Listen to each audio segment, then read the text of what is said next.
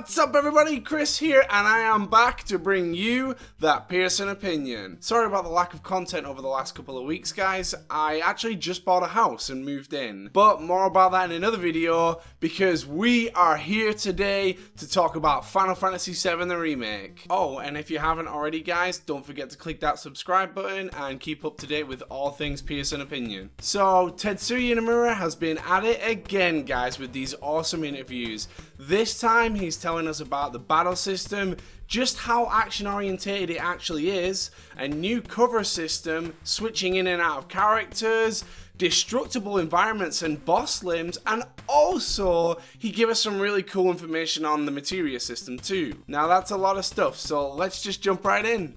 So first up, bad news for those of you, including myself, who saw this screenshot, noticed the ATB bar in the corner and the characters stood in a line and thought, oh man, I think they might be doing a turn-based battle system. Well, no. Nomura clearly stated that this battle system is definitely more action oriented. Let's be honest, guys, we all kind of knew it was a stretch to hope that there would be a turn-based battle system, especially when we've already seen footage from the battles within the game, and they seem very similar to Final Fantasy 15. But seeing that screenshot give everyone this tiny little glimmer of hope that they would add some kind of turn-based battle to this system. Sadly, that's just not the case. He actually said he's not even willing to talk about the ATB bar right now. So speaking of action-orientated combat, he also said that they're going to have a cover system in this game. He said, in the story, in situations where you're trying to sneak around,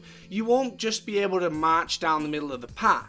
The original version had random encounters, and such parts were in the realm of imagination. But since this is seamless and you see the path that you're infiltrating, I decided that it's the best route for the sake of realism. Now, is it just me, or are these games supposed to be more about fantasy than they are about realism? So for me, this really reminds me of the part where you're infiltrating Shinra Tower to save Ares, and you have to sneak past those columns to get past the guards. The problem for me is that I actually used to fight those guards over and over until they disappeared, partly because I wanted the XP, and then also partly because I am like so impatient that I just don't like to do the whole sneaking around thing. So the thought of having a cover system doesn't impress me. But that's okay, because he also said that you can use it in such ways as to hide from an enemy until they move along, or to throw a hand grenade from cover and absolutely annihilate your enemy. Of course, those who find it bothersome can just throw themselves into a fight. Whew.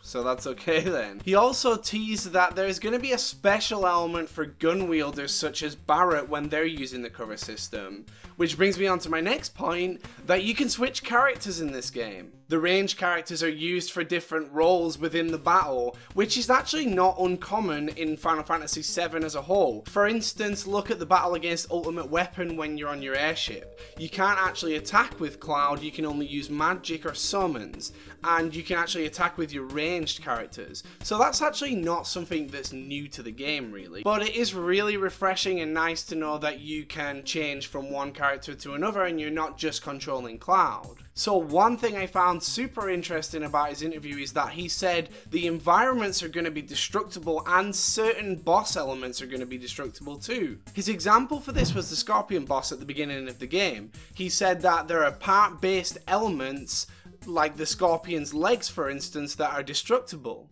Now this is pretty cool. This reminds me of the boss, the carry armor that you fight in the underwater reactor, you know, with the spinning arms, because you can destroy certain parts of its body until it becomes just the base. And this is kind of a more advanced version of that.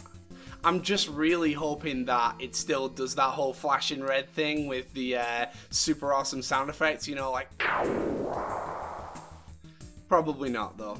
Okay, so last up, he gave us another glimpse into how the materia system is going to work for this game. He didn't give us too much, but he said, all I can say is that it works something like a skill, different from magic.